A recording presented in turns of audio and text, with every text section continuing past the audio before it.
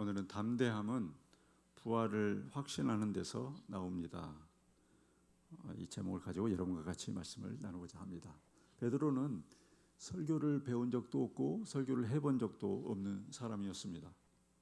그런 사람이 오늘 처음으로 청중들 앞에 섰습니다.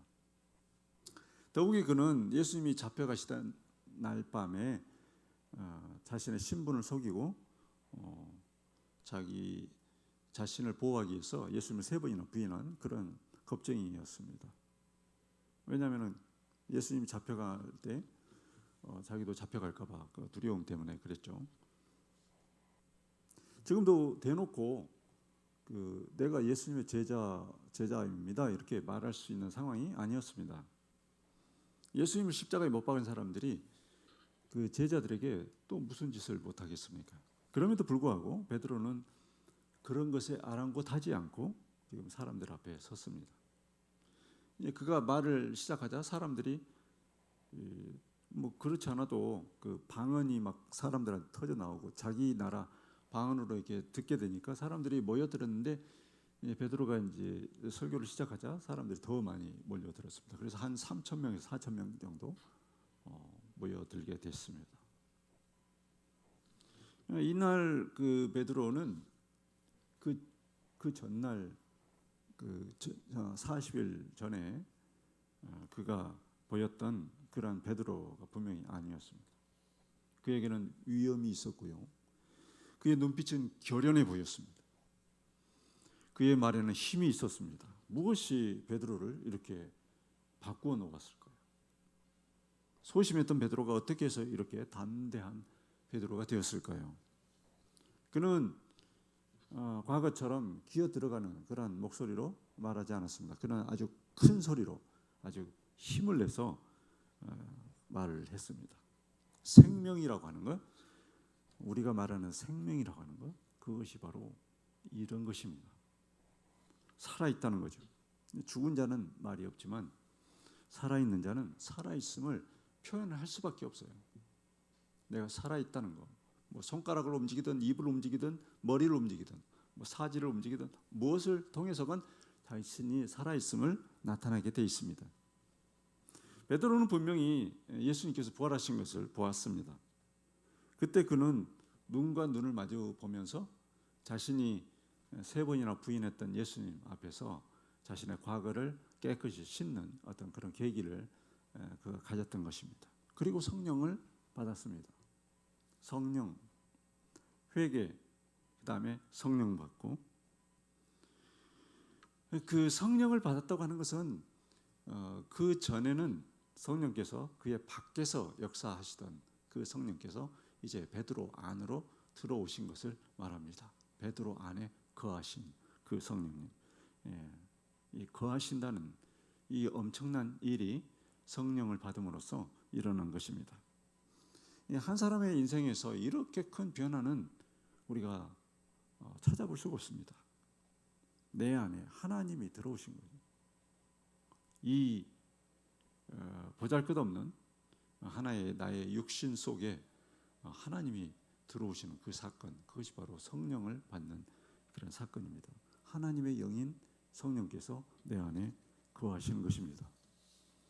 이 하나님의 영을 의지하여 사는 것이 새로운 인생을 사는 것입니다.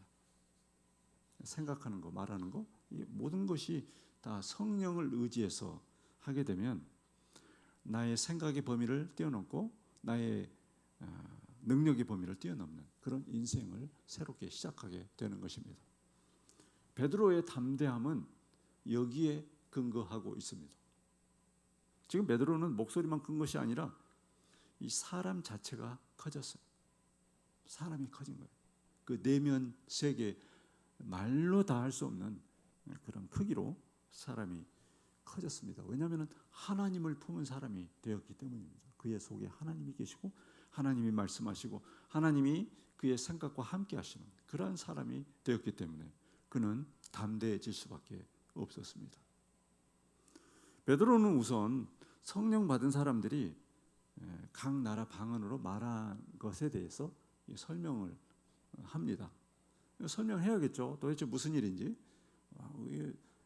이게 아람 사람은 아람 사람 방언으로, 그리고 아라비아 사람은 아라비아 방언으로, 아니면은 이태리에서 온 사람은 이태리 방언으로, 그렇게 그런 일이 어떻게 해서 이루어졌는지, 이 사람들 다 유대인들이었는데 그런 일이 벌어졌거든요. 그걸 설명해야만 했습니다.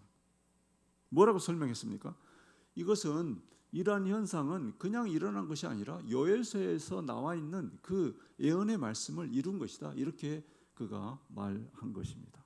이렇게 요엘서에 기록되어 있거든요. 그 후에 내가 내 영을 만민에게 부어주리니 너희 자녀들이 장래일을 말할 것이며 너희 늙은이는 꿈을 꾸며 너희 젊은이는 이상을 볼 것이며. 하나님의 영이 임할 때 일어나는 그런 일이다.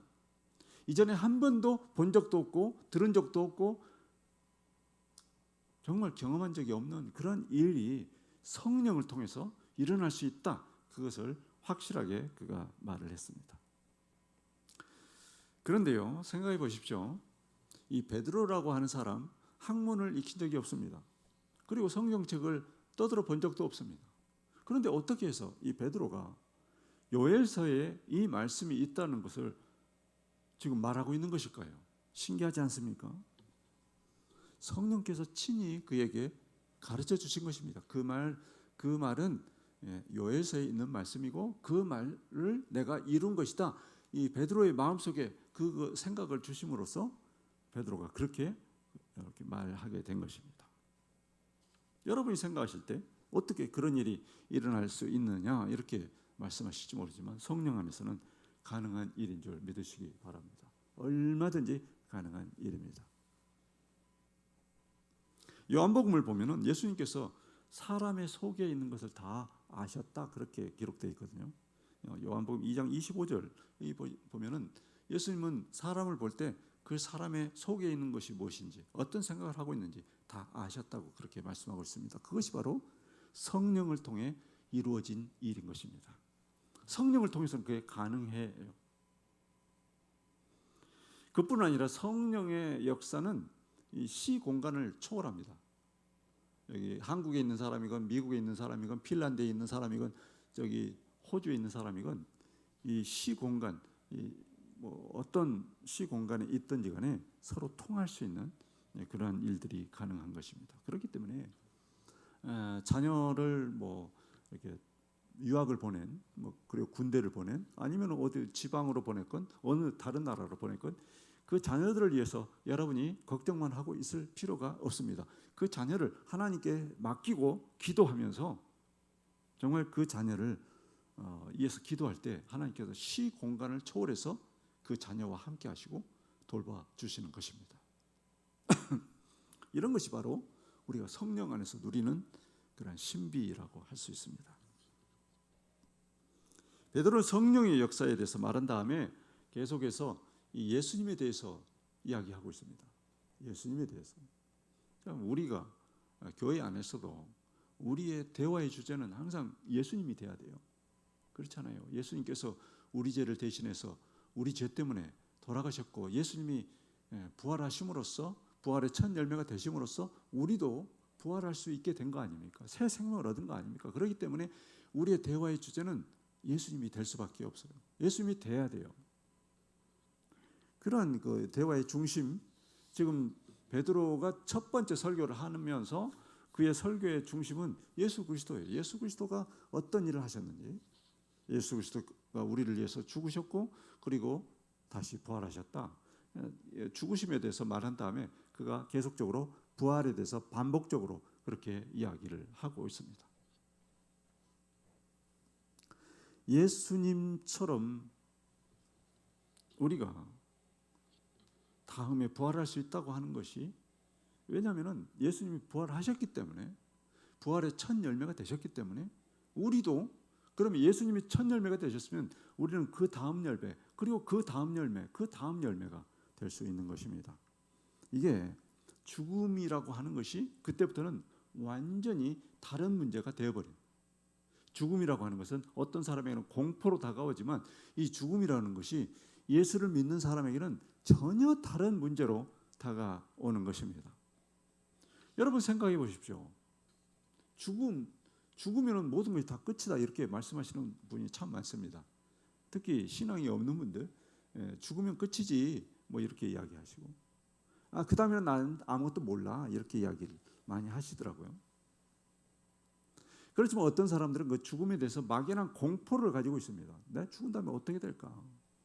내 자신이 어디로 가고 도대체 뭐가 어떻게 될지 그냥 막막한 거죠.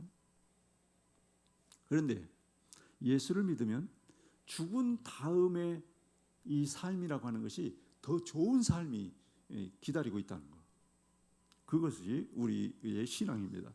그리고 죽은 다음에 더 좋은 것을 얻을 수 있다고 하는 것. 그렇기 때문에 그것을 안다면 우리가 두려워할 필요가 없는 것입니다. 성경에서는 이렇게 기록하고 있습니다. 썩을 것으로 심고 썩지 아니할 것으로 다시 살아나며, 이 우리가 육신으로 죽는 것 그것으로 끝나는 것이 아니라 썩지 아니할 것으로 다시 살아나며, 욕된 것으로 심고 이 세상에서는 욕된 것으로 살았다 할지라도 영광스러운 것으로 다시 살아나며, 약한 것으로 심고 강한 것으로 다시 살아나며, 이 땅에서는 병들고 힘들고 여러 가지로 고난 속에 살았다 할지라도 이제는 강한 것으로 다시 살아나는 것이 우리의 신앙입니다. 육의 몸으로 심고 신령한 몸으로 다시 살아나는 것입니다. 아멘. 이제 달라진 베드로가 조금은 이해가 되십니까? 그가 왜 담대해졌는지, 그가 왜 담대해질 수밖에 없었는지, 그가 부활 신앙에 대해서 확고한 그런 신앙을 가졌기 때문에 그가 완전히 달라졌어요.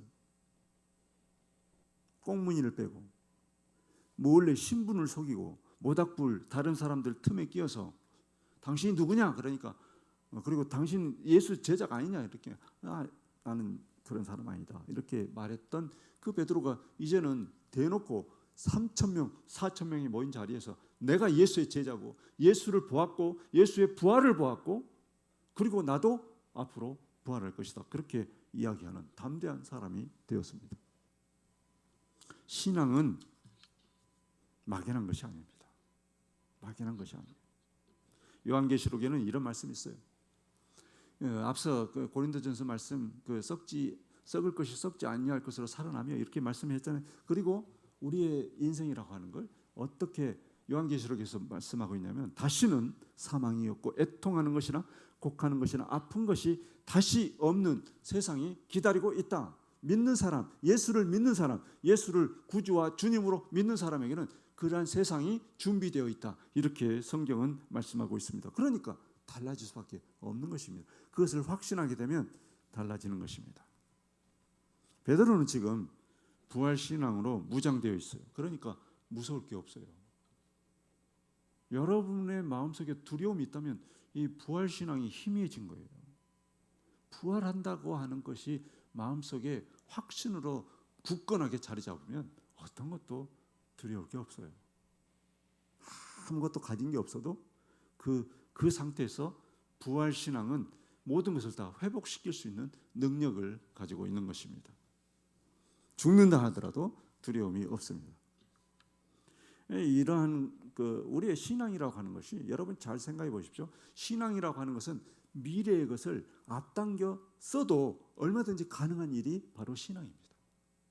미래에 받을 거 미리 앞당겨서 내가 써도 사용해도 그게 얼마든지 가능하다는 말씀이에요. 어차피 내 거잖아요.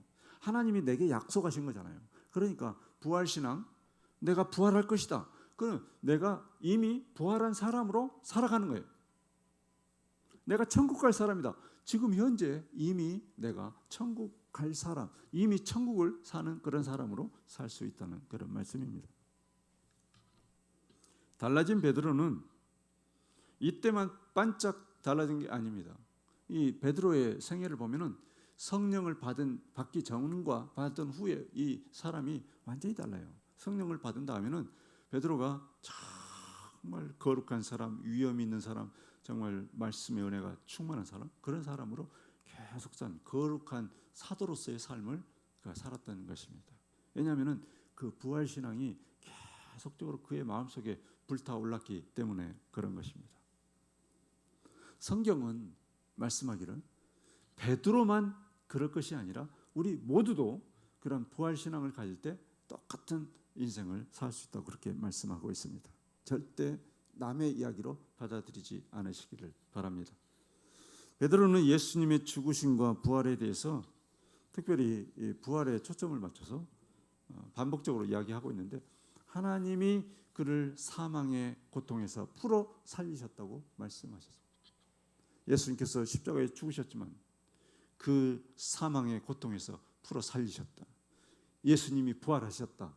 나는 그 예수를 보았다. 나는 그 예수의 제자였다. 나는 눈과 눈을 마주보면서 예수님을 확인한 사람이다. 그렇게 그가 외치고 있습니다. 사랑하는 성도 여러분, 이 부활의 첫 열매, 이 의미가 정말 깊습니다. 예수님이 부활의 첫 열매다. 왜 첫 열매라고 해요? 첫 열매. 그 다음 열매가 있기 때문에 첫 열매라고 한 거예요. 여러분은 몇 번째 열매가 될지 모르지만 예수님이 첫 열매가 되셨기 때문에 여러분이 그 다음에 그러한 부활의 열매가 되는 것입니다. 예수님이 부활하지 않으셨다면 그런 일은 죽었다 깨어나도 일어나지 않을 것이지만, 예수님이 부활하셨기 때문에, 그분이 첫 열매가 되셨기 때문에 우리도 부활의 열매로 부활할 것입니다. 아멘. 예수를 믿는다고 하는 것은 그런 것입니다. 어둠이 떠나가고, 예수를 믿으면 어둠이 떠나가고, 저주가 떠나가고, 질병이 떠나가고, 이 세상의 모든 묶인 것들이 풀어지는 것이, 그게 예수 믿는 거예요. 그게 예수를 믿는다고 하는 그 정체성이에요. 그래서 내게 아직도 질병이 있고, 그리고 저주가 있고, 어둠이 있고, 묶인 것이 있다면 그런 걸 풀어내야 돼. 계속 풀어내야 돼. 예수 이름으로 풀어내야 됩니다. 그것이 예수 믿는 신앙이에요. 계속 눌려서 살아서는 안 된다는 말씀입니다. 죽은 다음에 천국에서는 이런 것들이 다 이루어지지 않는다 하더라도 천국에서는 이런 것들이 100% 다 이루어져요. 100%. 이 땅에서는 질병이 여전히 있죠. 이 병이 떠나면 다른 병이 찾아오고 계속적으로 질병이 있을 수밖에 없는 이 세상의 삶이지만, 천국에서는 질병이 없고, 눈물이 없고, 슬픔이 없고, 곡하는 것이 없고, 아무것도 없고, 오직 하나님을 찬양하는 것과 기쁨과 감사와 확신으로 살아가게 되는 것입니다. 그것이 우리의 신앙입니다. 이런 것을 안다면 담력이 생깁니까? 안 생깁니까? 당연히 생기는 거죠. 생겨야 정상이죠. 만약에 이런 담력, 우리가 예수를 믿고 그 은혜 안에서 이 담력이 생기지 않으면 뭔가 병든 거예요. 자신을 돌아봐야 돼요. 나는 정말 정상인가? 우리가 건강진단하면은 이게 수치가 나오잖아요. 근데 마찬가지로 신앙 안에서도 내게 신앙이 있다고 하는데, 다른 사람에 대해서 내가 예수 믿는 사람이다, 이러한 그 담력을 갖고 있지 않다면 뭔가 문제가 있는 것입니다. 뭔가 병들어 있는 것입니다. 치유가 필요한 거예요. 그래서 지금 이 시간 우리 성령께서 여러분을 만지시기를 바랍니다. 여러분의 묶여 있는 것도 만지시기를 바라고, 여러분의 질병도 만지시기를 바라고, 여러분이 안고 있는 그 모든 어둠, 모든 저주, 그러한 것도 이 시간에 떠나가기를 예수의 이름으로 축복합니다. 사랑하는 성도 여러분, 베드로는 그 담력으로 말씀 선포했어요. 담력으로. 지금 자기가 말씀 선포한 다음에 무슨 일이 일어날지 몰라요. 또 당국자들이 와서 자기를 잡아갈지 그거 모르는 일입니다. 그렇지만 그런 거 아랑곳하지 않고 베드로는 지금 말씀을 선포하고 있습니다. 마음의 확신, 나는 부활할 사람이다. 내가 죽는다 하더라도 부활할 사람인데 두려울 게 무엇이냐. 성령의 역사는 죄 사함의 증거예요. 우리가 성령을 받았다고 하는 것은, 예수님께서 십자가에서 죽지 않으셨으면 그런 일이 있을 수가 없어요. 죄 사함의 증거입니다. 부활의 증거예요. 성령을 받았다고 하는 건 그 다음에 일어난 일이기 때문에, 그 전 단계가 없으면 일어날 수 없는 일이기 때문에, 죄 사함의 증거요, 부활의 증거요, 새로운 구원 역사가 시작되었다고 하는 것의 그러한 증거인 것입니다. 이전에는 상상도 할 수 없었어요. 그런 일이 이제 가능해진 거예요. 죄 사함이 있고, 우리가 죄 씻음을 받고, 죄의 문제가 해결된 그 다음부터는 이런 일들이 가능해진 것입니다. 예수님을 십자가에 못 박을 때 사람들은 자신들이 해야 될 일을 했다고 생각했어요. 우리가 당연히 해야 될, 십자가에 저 사람 못 박아야 돼, 이렇게 생각을 했어요. 십자가에 못 박을 만해서 못 박았다, 이렇게 당당하게 이야기를 했어요. 그렇지만 하나님은 그렇게 생각하지 않으셨죠. 그래서 그 모든 것을 거꾸로 뒤집어 엎으셨어요. 하나님께서 그러셨죠. 시편의 말씀이 그것입니다. 이는 내 영혼을 음부에 버리지 아니하시며 주의 거룩한 자로 썩음을 당하지 않게 하실 것이미로다. 너희들은 육신으로 예수를 죽였지만 그 예수를 내가 다시 살리고, 그 살리고 죽이는 거 내가 내 권한에 있고, 영혼을 살리는 거 내 권한에 있는 거기 때문에 예수님을 그 썩음을 당하지 않게 다시 살려 놓으신 것입니다. 사람이 할 수 있는 일이 뭐예요? 육신은 죽일 수 있어요. 그러나 영혼은 죽일 수 없습니다. 영혼은 건드리지 못해요. 영혼은 하나님께 속한 것입니다. 그가 살아나셔야 우리에게 구원의 길이 열리는 것입니다. 그가 살아나셔야. 그렇기 때문에 하나님께서 예수님을 살리신 거예요. 그가 살아나시지 않으면 우리도 절망이에요. 그렇지만 예수님이 살아나신 것입니다. 그래서 우리도 살아나는 것입니다. 이것을 확신한 베드로는 이미 육신의 생명에 대해서 연연해하고 있지 않습니다. 몸은 죽여도 영혼은 능히 죽이지 못하는 사람들을 두려워할 필요가 없다고 생각한 것입니다.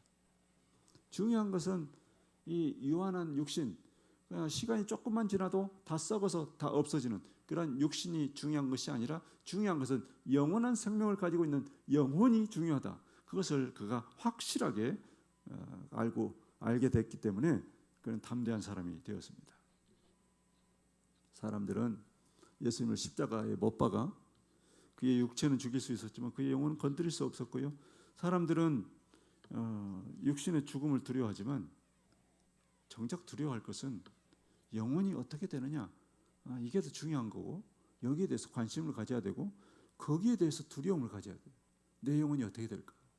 내가 죽으면 내 영혼은 어떻게 될까? 여기에 대해서 두려움을 갖고 경각심을 갖고 자기의 신앙을 돌아보고, 이 영혼이 병들어 있으면 그 영혼을 치유하는데 여러분의 시간들을 사용하셔야 되는 것입니다. 육신은 어느 누구 하나, 어떤 사람, 지고하를 막론하고 모든 사람들은 죽으면 다 썩어서 없어지게 돼 있습니다. 하나도 다를 게 없어요. 다른 것은 영혼이에요. 그 차이가 나는 것은 영혼입니다. 구원받지 못한 사람은 영원한 지옥불에 떨어지지만 구원받은 영혼은 영원한 나라에서, 영광의 나라에서 영원토록 살게 되는 것입니다. 이것을 알기 때문에 우리가 담대하게 설 수 있는 것입니다. 그것을 똑바로 아는 사람에게는 이 땅의 목숨이 두렵지 않아요. 누구나 죽는 거 다 죽잖아요. 황제도 죽고 왕도 죽고 대통령도 죽고 아무리 높은 사람도 다 죽게 돼 있고, 그러니까 다 죽게 돼 있어요. 그렇기 때문에 늦게 죽거나 빨리 죽거나 별 차이가 없고 별 상관이 없어요. 조금 잘 살든지 못 살든지 중요하지 않습니다. 그 영혼이 어떻게 되느냐, 이것이 문제인 것입니다. 이 베드로가 담력을 가지고 말씀을 선포했던 것처럼 오늘 우리가 나누고자 하는 것은 우리도 전도할 때 이 담력이 필요해요. 더불어서 이 담력이 있어야 되지만 우리에게 위로가 되는 게 하나 있는데 뭐냐면요, 하나님은 우리가 전도를 할 때 준비하신 영혼을 만나게 하신다는 거예요.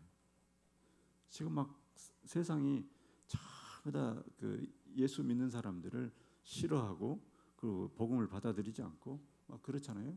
어디 그 복음을 전해도 잘 받아들이지 않는다는 인식이 팽배해 있기 때문에 우리 성도들이 전도를 하지 않아요.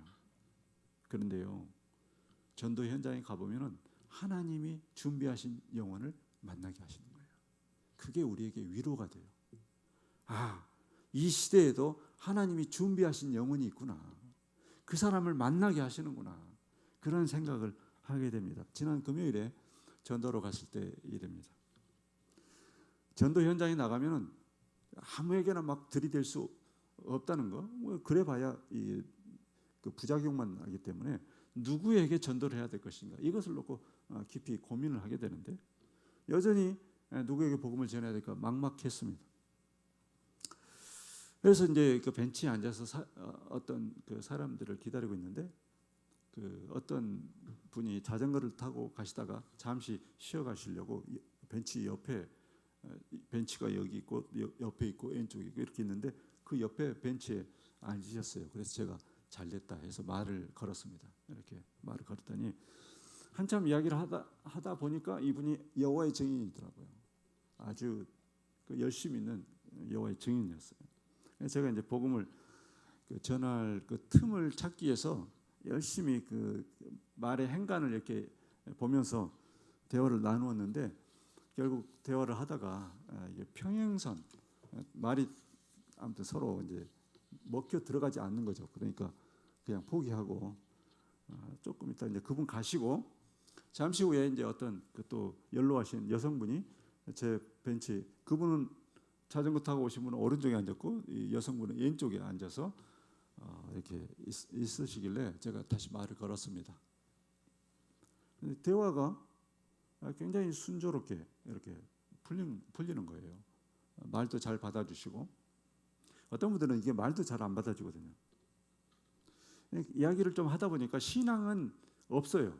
그런데 과거에 교회에 몇 번 가본 그런 경험이 있다고 하시더라고요. 제가 물어보지도 않았는데 그런 이야기를 해요. 그래서 잘 됐다. 그러면은 이분에게 복음을 전할 수 있겠다. 이제 제가 틈을 발견한 거죠. 그래서 그분에게 자신감을 갖고 대화를 시작했습니다. 그래서 그분에게 복음을 제시했고 3분 동안 복음을 제시하고 그래 영접 기도를 하고 그렇게 했는데 그런 다음에 제가 이제 손을 꼭 잡고 이렇게 기도를 했거든요. 이분이 그 다음에 하신다는 말씀이 어떤 이야기를 하냐면은 오늘 우연치 않게 목사님을 만나게 돼서 너무 감사하다고 그래요. 뭐 자기가 뭐 목사가 누군지 잘 알지도 못하는 분이 그런 이야기를 합니다. 자기가 젊었을 때는 그 일하느라고 뭐 교회도 못 갔고 뭐 절에도 못 갔고 아무데도 못 가고 그랬는데 그 교회 다닌 어떤 몇 번 다닌 그 경험이 있지만 교회에 대해서 어떤 나름대로의 좋은 이미지를 가지고 있어요. 근데 오늘 목사님을 만나 뵙게 돼서 너무 감사하다 그런 이야기를 하는 것입니다. 그래서 제가 후속 양육을 좀 시키고 이렇게 기도하는 것입니다. 이렇게 하나님을 의지하십시오. 이렇게 이제 했어요. 그리고 혹시 성경책 집에 있습니까? 없다고 해서 제가 그럼 다음날 성경책을 가져다 드리겠습니다. 그렇게 이런 것이 바로 하나님이 준비하신 영혼에 대한 그런 이해예요. 이런 분들이 있어요. 이런 분들을 만날 수 있습니다. 그렇기 때문에 우리가 전도를 해야 되는 거예요. 이번 주에만 지난주죠. 지난주에만 그런 분을 2분이나 만났어요. 하나님은 준비하시는 그런 영혼들이 있구나. 그 영혼들을 만나게 하시는구나. 만약에 이분들에게 말을 걸지 않고 복음을 전하지 않았다면 어쩔 뻔했습니까? 사랑하는 성도 여러분, 무슨 말씀입니까? 많은 사람들은 복음을 거절하고 거부하는 그런 시대에 우리가 살고 있지만 정말 이 사실을 우리가 잊지 말아야 됩니다. 준비하신 영혼, 그 영혼 때문에 우리가 이 시대에도 복음을 들고 나가서 복음을 전해야 돼요. 말문을 열어야 됩니다. 영혼의 가치는 나이가 많은 분이나 나이가 적은 분이나 이게 전혀 차별이 없습니다. 부한 자나 가난한 자나 전혀 차별이 없습니다. 능력이 있는 사람이나 능력이 없는 사람이나 전혀 차별이 없습니다. 모든 사람의 영혼은 천하보다 귀한 것입니다. 그래서 한 영혼이라도 그 영혼들을 위해서 우리가 전도해야 하는 것입니다. 오히려 우리가 어떤 분들은 가만히 보면은 어느 누구도 그분에게 복음을 전하지 않을 만한 사람이 있어요. 사회적으로 소외되고 정말 아무도 말도 걸지 않고 그런 분들에게 복음을 전해서 그분들이 예수님을 영접하게 하는 것, 그것이 더 어떻게 보면 더 귀한 일인 줄 믿습니다. 어느 누구에게라도 우리가 마음문을 열고 복음을 전해야 하는 것입니다. 전도는 이 시대에도 가능합니다. 분명합니다.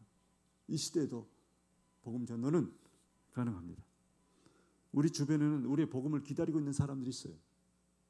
다들 아무 생각 없이 사는 것 같지만 그 사람의 그 굳은 얼굴, 그리고 아무 무관심한 얼굴, 그리고 거부하는 그 겉모습과 달리 그 속에 있는 그 사람들의 영혼은 이 복음을 기다리고 있어요. 나에게 복음을 좀 전해다오. 피의 복음, 예수 그리스도의 피의 복음, 십자가 복음을 전해다오. 이렇게 그들의 영혼은 외치고 있습니다. 그것을 우리는 잊지 말아야 합니다. 우리가 복음을 전하지 않는 이유는 담대함이 없기 때문입니다. 거부나 거절에 대한 트라우마가 있는 거죠. 혹시 당할지 모르는 망신, 그런 조롱, 이런 내가 혹시 당할지 모르는 그런 일들 때문에 복음 전하는 것을 주저하는 것입니다. 그래서 베드로는 그런 것을 뛰어넘어서 이 목숨까지도 자기는 이룰 수 있다는 그런 각오를 하고 지금 복음을 전하고 있잖아요. 그냥 하는 거 아닙니다. 자기 힘으로 하는 것도 아니고요. 자기 능력으로 하는 것도 아닙니다. 온전히 성령을 의지하면 성령께서 그렇게 할 수 있는 능력을 더하여 주시고 그런 일들을 가능하게 하시는 것입니다. 무슨 일을 당할지 모르지만 그러나 그는 결코 그런 것들을 예단하지 않았습니다. 그 다음 일이 어떻게 될지 그거 전혀 예단하지 않았어요. 그저 내가 해야 할 일을 하는 것뿐이다. 그렇게 베드로가 지금 그 일을 하고 있습니다. 하고자 하는 자에게 하나님은 힘을 더하십니다. 안 하는 사람에게는 아무 일도 일어나지 않아요. 정말 우리가 성령께서 공급하시는 그 담력, 없던 담력도 생겨요. 내가 말문을 열어야지 그 일이 생기는 거예요. 말문을 열지 않으면 절대 그런 일은 일어나지 않습니다.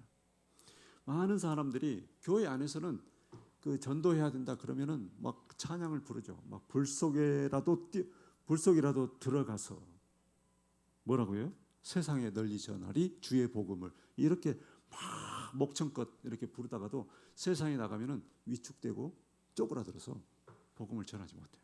담력이 없어진 것입니다. 여러분이 말문을 열어야 돼요. 말문을 열 때 성령께서 말할 것을 가르쳐 주시고 더 잘할 수 있도록 담력을 더하시고 힘을 더하여 주시는 것입니다.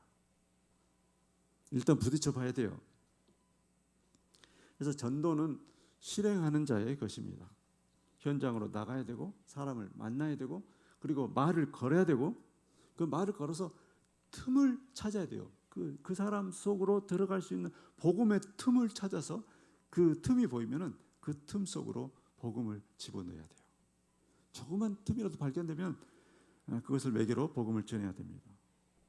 찾고 또 찾으면은 그 하나님이 예비하신 하나님이 준비하신 그런 사람을 만날 수 있습니다. 그래서 우리가 복음을 전할 때 정말 이 복음을 받아들이고 결신을 하고 그러면은 하늘에서 천국 잔치가 벌어지겠죠. 그 한 영혼 때문에 그것을 우리가 머릿속에 그리고 그것을 기대하면서 그렇게 복음을 전하는 것입니다. 생각지도 않았던 기대하지 않았던 그런 일들이 일어납니다. 그래서 우리가 어떻게 다 말로 설명할 수 있겠습니까? 이 시대에 우리에게 필요한 것은 그 담대함을 회복하는 것입니다. 그렇다고 해서 무턱대고 그냥 들이대라는 것이 아닙니다. 그 복음의 문을 오히려 닫는 거예요. 우리는 아주 품위 있게, 품격 있게, 정중한 태도로 복음을 들고 저 사람이 구원받았으면 좋겠다, 저 영혼이 구원받았으면 좋겠다는 그 간절한 마음을 가지고 다가가게 되면은 그 사람 마음도 알게 모르게 열리게 되는 것입니다. 그때 하나님이 길을 열어주실 것입니다. 준비하신 영혼들을 만나게 해주실 것입니다. 우리가 바라는 일은 그런 사람들 만나는 것입니다. 그래서 또 한 번의 천국 잔치를 기대하고 우리 모두가 그것을 기대하면서 오늘도 우리의 삶 속에서 하나님이 함께 하시기를, 하나님께서는 우리를 사용하기를 원하십니다. 그분은 우리에게 명령하셨어요. 그 명령에 순종하지 않고 우리가 신앙생활을 제대로 잘할 수 있다고 하는 것, 그것은 어불성설일 수 있습니다. 여러분의 삶 속에서 항상 전도에 대해서 경각심을 가지고 내가 전도해야 되겠다. 때를 얻든지 못 얻든지 전도해야겠다. 그런 삶을 살아야겠다. 마음속에 다짐하고 돌아가시는 여러분 되시기를 예수님의 이름으로 축복합니다.